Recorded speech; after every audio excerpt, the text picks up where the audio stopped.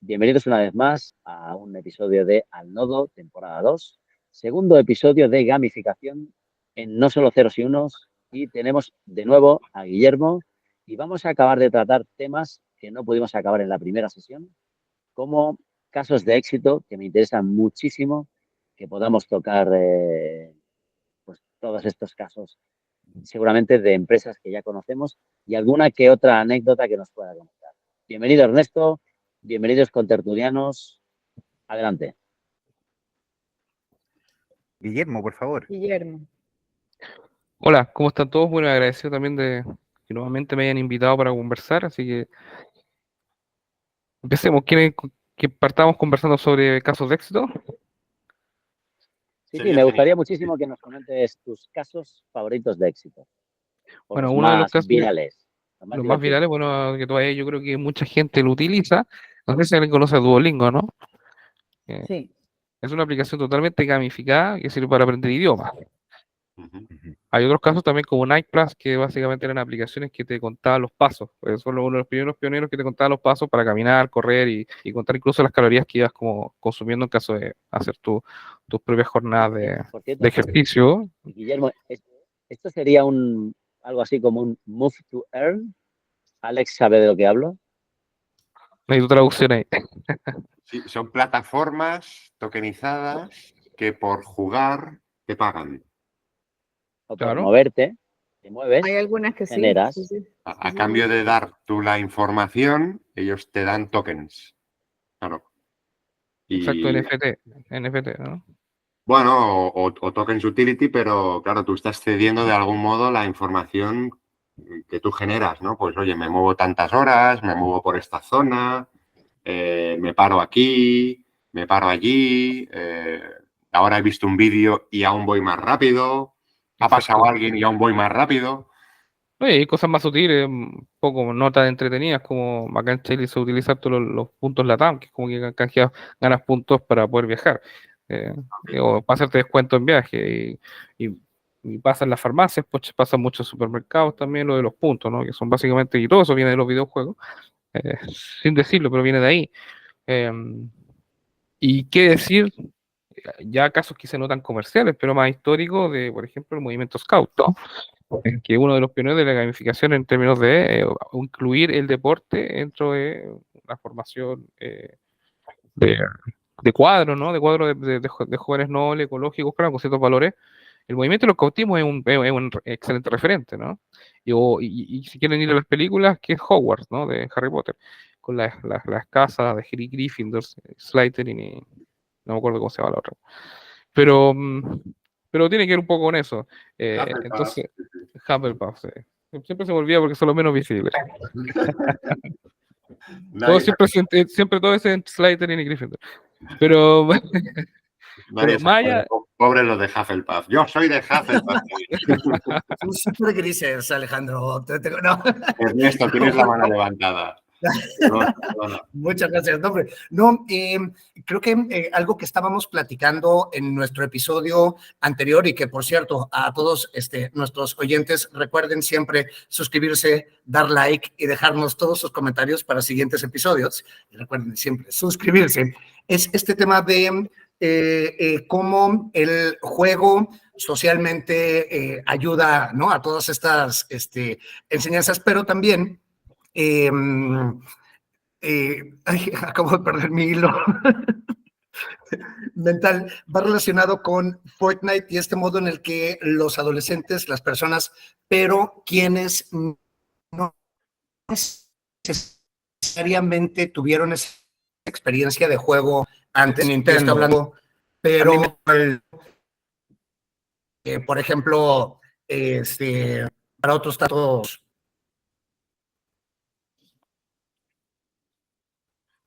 Ay, cuesta entender, Ernesto, qué lástima. Se ha marcado, bueno, yo creo que iba un poco por la teoría de juegos de...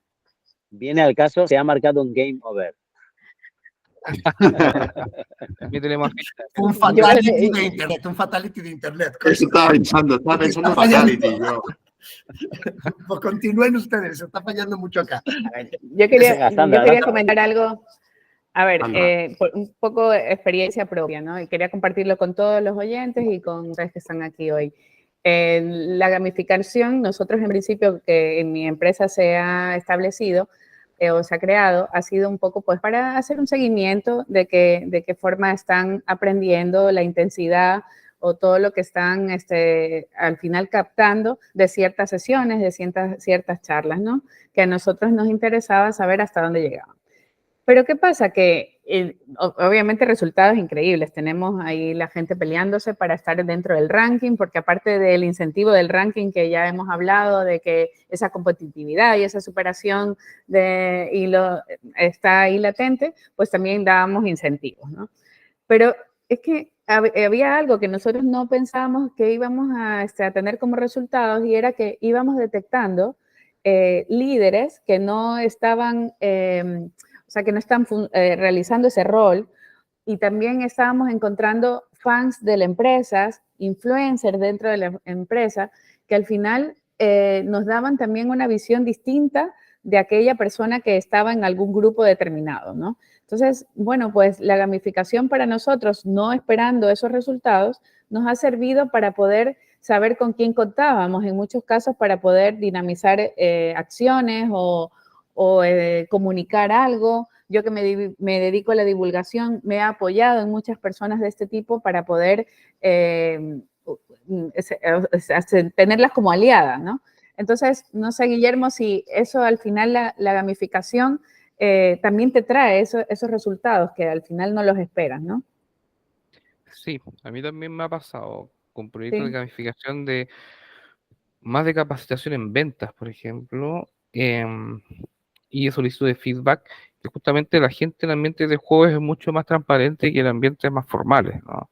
Entonces, en ese sentido, se desnuda más, se muestra más, saca la careta, ¿no? Y, y eliminar esa careta, como que evidentemente te hace ver el verdadero potencial de esas personas, porque tú los haces sentir en un ambiente seguro para que, bueno, le darle la libertad, porque por ejemplo, lo que te pasó a ti, o sea, tuviste resultados imprevistos, pero justamente la misma libertad que subyace dentro de estos ambientes seguros y de juegos y lúdicos y dinámicos, ¿no? Que, como decíamos en el capítulo anterior, básicamente son afirmativos, ¿no? Que una cuestión súper importante, o sea, si el juego es una firma, no es juego, ¿no? Y el juego se juega porque de alguna manera tú quieres eh, demostrar algo. Eso yo creo que es transversal a si el proyecto es competitivo o no, ¿no? Entonces, si no eres capaz de que la gente de alguna manera saque su capa, ¿no? Saque su mejor potencial, diría de Aristóteles, la mejor versión de sí mismo, ¿no? No juego, ¿no? A mí no juego. Incluso puedes sacar lo peor y también es otro canal, pero es el lado más oscuro de los juegos que quizás podemos hablar en otro momento, pero... Claro. eh, Pero bueno, es interesante también conocer a la gente en todos sus aspectos, ¿no? Sí. En lo más escondido, porque al final sigue siendo el ser humano el centro, tanto en su aspecto positivo y negativo, para ver cómo reacciona en ciertas situaciones. Genial, Guillermo, que también te haya pasado, y de esa manera compartimos para quien quiera poner dentro de su empresa, su organización, alguna gamificación, lo tenga claro, que puede obtener otros resultados más de lo que es simplemente el ranking, ¿no? O el mejor, sino otros puntos bastante interesantes. Manu, te paso. Yo tengo una pregunta, Guillermo. ¿Qué opinas con películas como Juego de Calamar? Me refiero como ejemplos de gamificación. Juego de Calamar, el 3%, los Juegos ¿Qué lo del es? Hambre. ¿Qué lo es? ¿Qué lo es? Son- ¿Cómo? No, sí, no, que lo son, tiene razón, lo son, Ah, sí, sí. dentro del mundo de la ficción, son proyectos de gamificación igual. Pues, o sea, es un guiño a invitar a una adopción a las empresas a que practiquen esto. Sería como ¿cómo lo llaman? Interesante pregunta, porque es como hablar desde el ámbito más políticamente incorrecto. Mira, te cuento, qué es lo que pienso y cómo lo fundamento, ¿vale? El juego tiene dos caras, ¿vale? Tiene un lado oscuro, como la luna, ¿no? Y un lado claro, que es lo que nosotros vemos generalmente, ¿vale? Y todas las prácticas lúdicas tienen eso, ¿vale? Hay un autor que me gusta mucho, que es un francés que se llama Roger Caillois, que es antropólogo, y él dice que justamente a este lado oscuro le llama el lado corrupto, ¿no? Podemos cambiar el adjetivo, pero para que se entienda, el lado oscuro, ¿no? Y ocurre cuando no se satisface la necesidad que plantea ese tipo de juego. Por ejemplo, si un juego de competición no satisface la competición, termina convirtiéndose en una, no sé, lucha por el más apto, una pelea literalmente a combos, eh, que pasa también en los juegos. O sea, piensen ustedes en cuántos partidos del Mundial hay gente que ha terminado lesionada y después de muchos, cuánta pelea, cuánta riña, ¿no? Ha ocurrido en juegos de competición en donde había ciertos acuerdos, pero los acuerdos se rompieron en algún momento, ¿no? Eh, bueno, en el fútbol se conoce que por eso existe el árbitro, ¿no? De lo contrario, sería una pelea a muerte. Entonces, los juegos también hay que domarlos. Eso es importante mencionar. Y no solamente con los juegos de competición, también podemos ver, por ejemplo, no sé, los juegos de azar, para evitar la ludopatía, o para evitar incluso el adivinismo, el gusto por querer predecir el futuro, eh, también hay que tomarlo. ¿Para qué? No para que el juego deje de existir, el juego, la práctica lúdica va a existir, sino que para conducirlo a los objetivos que tú planteas, ¿vale? Entonces, el juego no es como al principio, en el primer capítulo, claro, lo mencionamos siempre del lado positivo, que se puede explotar, que siempre es bueno, que todo es bueno, que nadie va a decir nada con respecto a eso. Pero también hay un lado que hay que domar. Eh, Hay un lado demoníaco que uno tiene que domar, tiene que saber cómo conducir. Y más ahora, en donde la cultura lúdica es muy compleja, muy abierta, muy anárquica, incluso en algunos aspectos, eh, y que termina haciendo que, por ejemplo, ciertos juegos terminen pasando de lo ficticio a lo real, ¿no? Gente que se pelea por, no sé, una apuesta, que llega incluso a tratar de matarse o hacer algo más allá de lo debido, y así. Eh, Ha habido un aumento de este tipo de juegos también más oscuros, ¿no? Muchas carreras clandestinas, por lo menos en sociedades en donde aumenta la delincuencia, curiosamente también aumentan o los tipos de juego o prácticas lúdicas que no son políticamente correctas.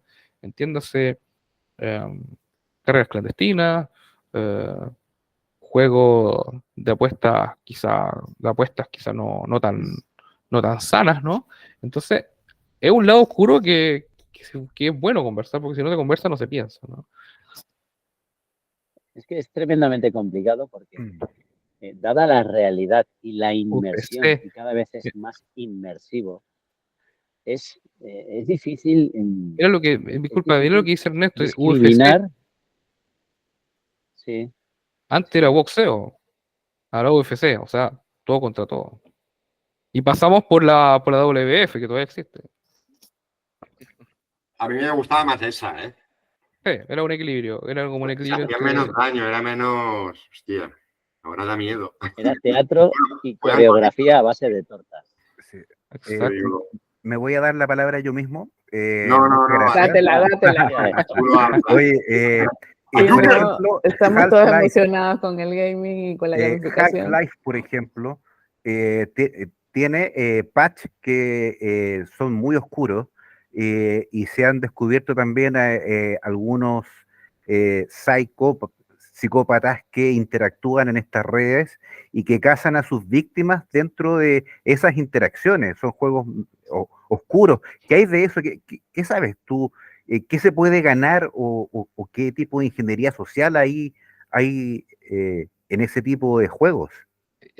Bueno, ingeniería social puede haber, ¿vale? Pero es básicamente explotación de la cultura lúdica actual, que es distinta, evidentemente, a la de los años 20, 30, donde estábamos todos escuchando, viendo los Juegos Olímpicos, em, sí, concibiendo todavía el deporte como algo muy noble, ¿no? Que fue, por ejemplo, el varón Pierre de Coubertin, sino el padre del Juego Olímpico moderno, era un mentor.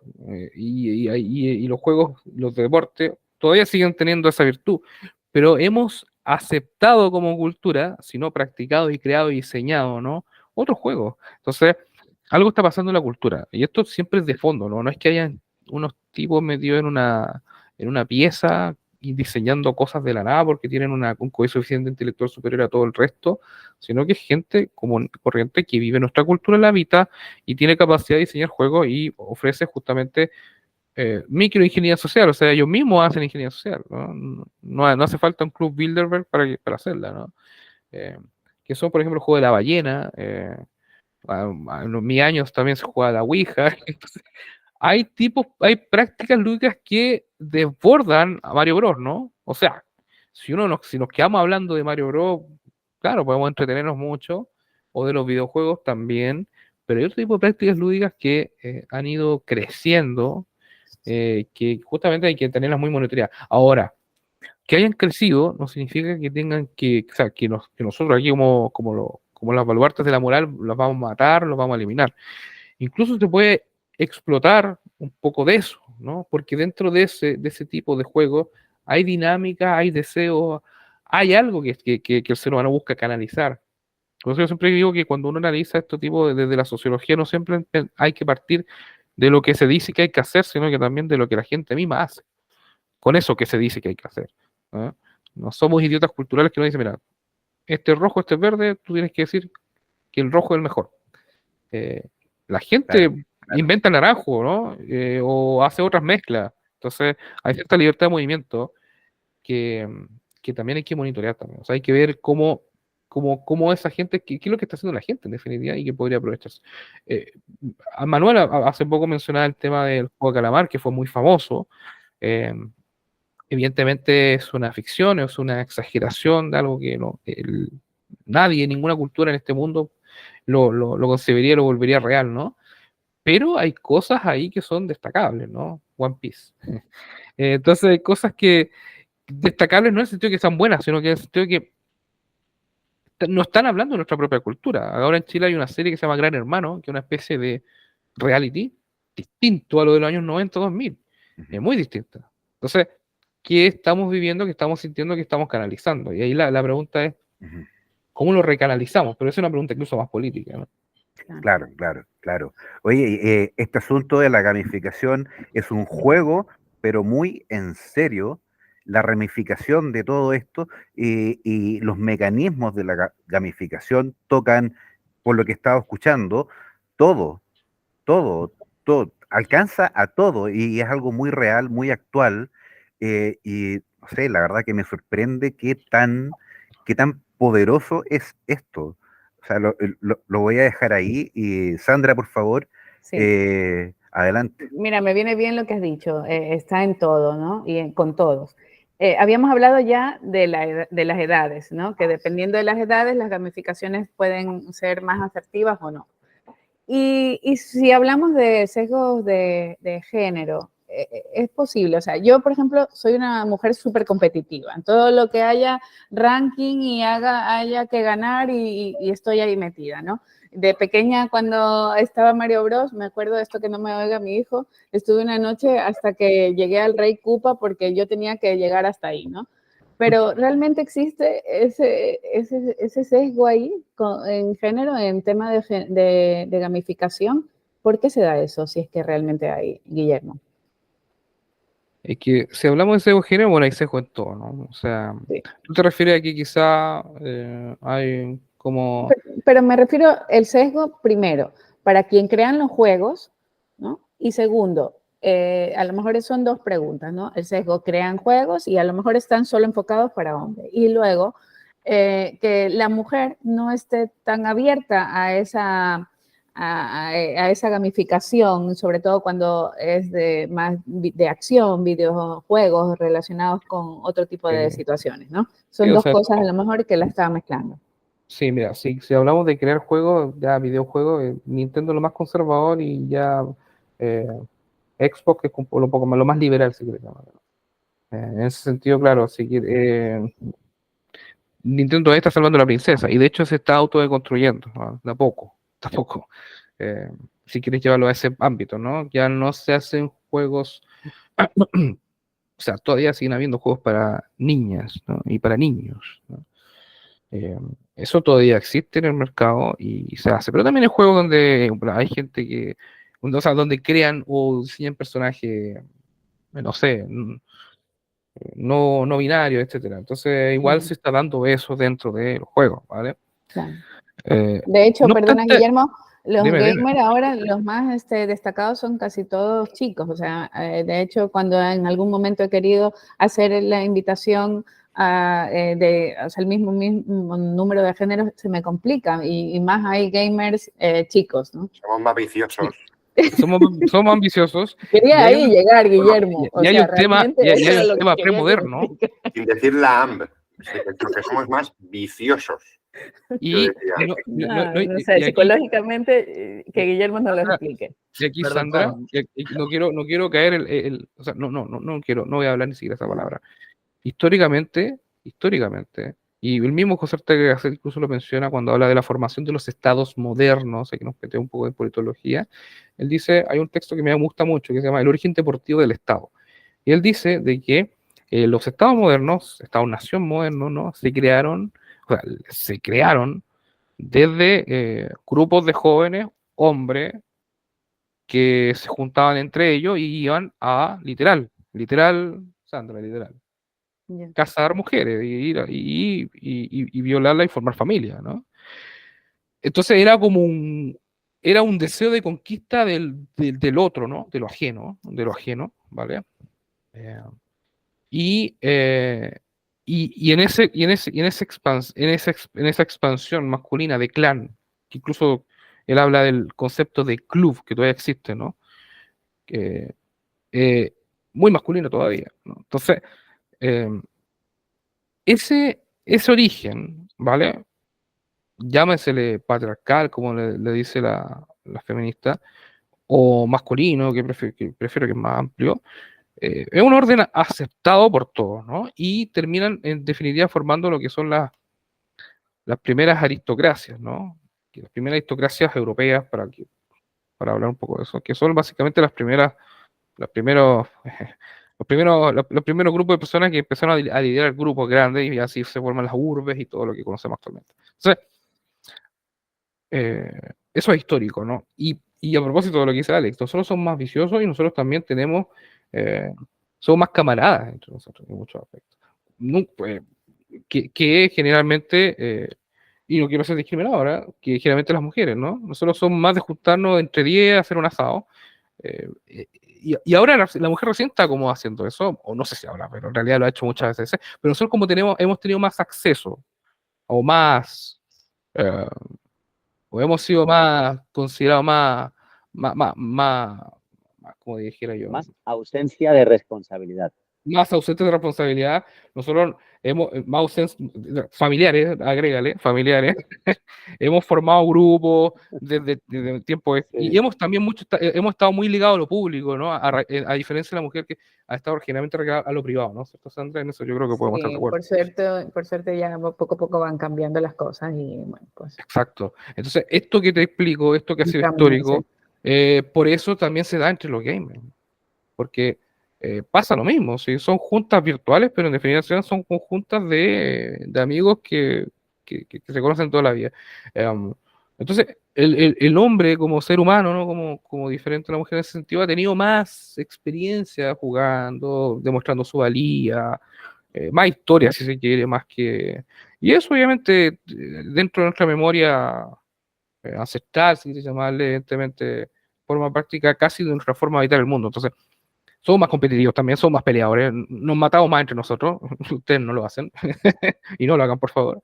Entonces, somos más estrategas, Guillermo. Mira, en esos programas que estabas comentando tú sobre el tema de Gran Hermano, aquí también se ha dado ese programa y vamos, es que las mujeres van creando estrategia a diario, o si no, ahora, si no es por decirlo con más frecuencia. Entonces, bueno, y hay que tener una estrategia total en el juego para poder ganar, porque a veces no solamente es que tú sepas, sino también cómo hacerlo y con quién aliarte. Entonces, bueno, pues al nosotros final... somos más brutos, esa es la verdad de las cosas.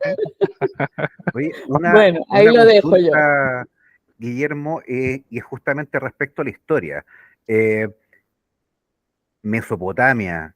Mesopotamia, bueno, ahí estamos en Asia, propiamente tal, y en Asia estamos hablando que es más antiguo de lo que se conoce de Europa. ¿Hay alguna antecedente de gamificación en la Sí, historia? Remontémonos a Persia, Mesopotamia, India. sí, bueno, el juego de la Oca viene de ahí, ¿eh? El juego de la Oca, no sé si alguien vio el ¿En programa, ¿no? serio? Sí, Wow. Sí, sí. juego de la Oca y y Ur. Ven a jugar el juego de la... Tal cual, a nosotros acá en Chile Desarrolla también lo la veíamos. oca. Desarrolla, ¿por qué? ¿Por qué? ¿Perseguían alguna oca? ¿Cómo jugaban? ¿Por qué? O sea, ¿Por ¿viene de qué? Mesopotamia? ¿Cómo? La Oca era real. Eran juegos rituales, ¿no? Ah, ya. Juegos Ok. rituales. Ya. Que pueden Ya. llegar a la muerte incluso. Es interesante eso, porque nosotros estamos muy alejados de la muerte, ¿no? Y tratamos de alejarnos constantemente, pero los Ah. antiguos, llámese premodernos, la gente se moría jugando, ¿no? Y nadie decía nada, ¿no? Y Los aztecas, por ejemplo, Algo habitual, el claro, soccer claro. que jugaban ellos finalizaba en la muerte de uno de los equipos también. tal Y, cual. y es súper extraño. Oye, bueno, estamos cerca de finalizar la segunda parte del programa con Guillermo Sepúlveda, gamificación. Yo creo que da para 4.000 programas más. Y tengo muchas preguntas que están sueltas, pero hay una de sobremanera que es una pregunta personal para ti, Guillermo, y es la visión que tiene Christian Walker sobre la gamificación.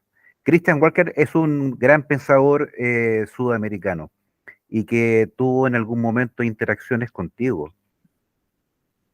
Bueno, él no la conocía. ¿Sí? Él siempre estuvo, para que, claro, que aquellos que no son chilenos, porque él básicamente es famoso en Chile, era un estudioso de la literatura, muy dedicado al tema de la cultura literaria, pero lo que era cultura digital lo desconocía totalmente. Y claro, y él me invitó a conversar porque justamente lo desconocía. Era como fue una conversación, o varias conversaciones que tuve con él, desde la más sana humildad y deseo de aprender, ¿no? Y deseo de aprender de parte de él. Ya. Y en parte sí, o sea, llegamos como a las mismas conclusiones. Él me hacía preguntas en torno a los gamers, y yo siempre le decía, me acuerdo, y esto va más allá, porque es un poco la conclusión que estamos llegando acá, o sea, que Ajá, básicamente no es como haya un niño jugando en una pieza, es algo más que va más allá, que está fuera de eso. Eso ya dejó de ser, de hecho, ¿no? exacto. Y como para concluir, ya que estamos como cerrando el programa, es importante entender de que ya estamos pasando a un proceso más inmanente que yo lo llamo la transgamificación. ¿Vale?